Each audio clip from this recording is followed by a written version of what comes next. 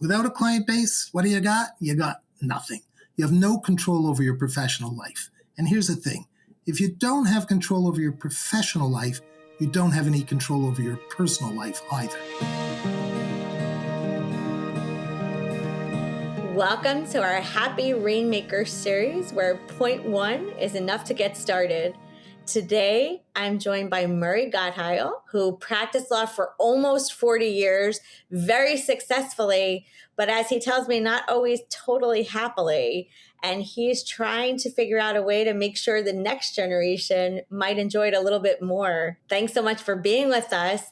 I was hoping that you might be able to share the secret to having a happy and sustainable career for any of the lawyers who are listening.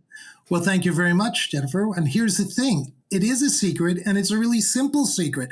You only have to do one thing to have a phenomenally successful career in private practice, just one. And that is you have to have some self-confidence. So you have two choices. Either learn to believe in yourself and be confident, or just prepare to be squashed. And why do you need this confidence? Because you have to deal with the bellowers. And what are the bellowers? These are the people who, in your junior years, are going to bellow at you. Senior partners bellowing things like, why can't you have that done yesterday? Yesterday's a perfectly reasonable time frame. You need to be able to stand up to these people, and you can't stand up to these people unless you believe in yourself. So here's the good news. You can learn to have confidence. You can learn to believe in yourself. But nobody tells you this. They tell you to study your law and to work a lot of hours and things like that. But they don't tell you that it's about your own personal development. So was I happy before I developed any of this confidence? Hell no, I wasn't happy at all. I didn't know how to set boundaries. I didn't know how to say no to anyone, whether it be partners or clients. And of course, if you don't believe in yourself, then nobody else believes in you. So I didn't have any clients. And if you don't have any clients, you know what else you don't have? You don't have money. Without a client base, what do you got? You got nothing. You have no control over your professional life. And here's the thing.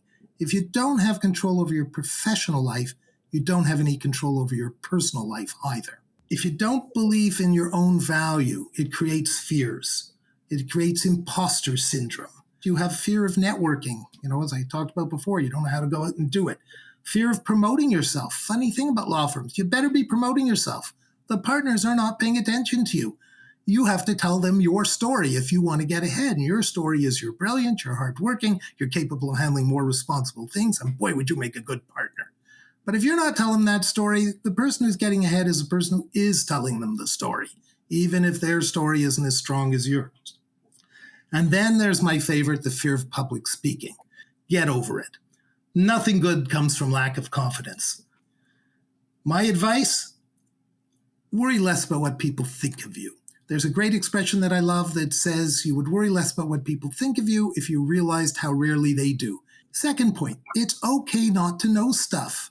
Sophisticated clients and sophisticated partners don't expect you as a first, second, third-year lawyer to know all the stuff. And the other thing is, the other piece of advice is the risk of asking stupid questions or saying the wrong thing is far outweighed by the risks of saying nothing.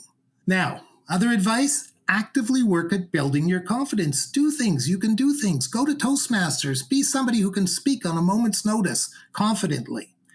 Get some therapy. Let's think about this. In order to succeed in the legal profession, you have got to be your best psychological self. Why wouldn't you go out and clear away some of that baggage, see a shrink, figure out what makes you tick and make yourself better? And look for opportunities to speak publicly. Get over the fear of it and be able to start conversations anywhere that you are. So, my conclusion, develop confidence. It's just as important or more important than learning your law. Understand your own value. Stop undervaluing yourself. Realize what you're bringing to the party.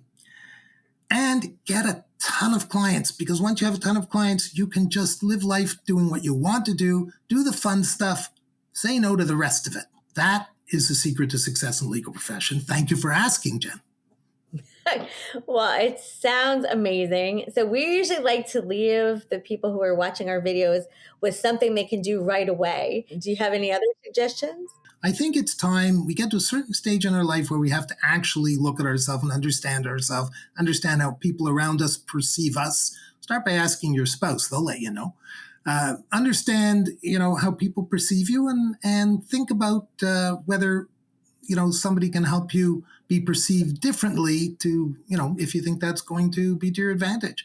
So I'd be a big fan of really doing some work on yourself. I don't know anybody who has got it all together in their early or late 20s. Nobody. But most of the people will sit around like I did and not figure it out to their 40s or 50s, and you can lose a lot of time and a lot of money and incur a lot of stress by delaying figuring yourself out. Well, I agree that having your own clients gives you a lot more control over your career and schedule and Mhm. a lot of things about being a lawyer. So that's some really good advice that everybody can use. Thank you so much for joining us. Well, you're very welcome. Thank you for inviting me.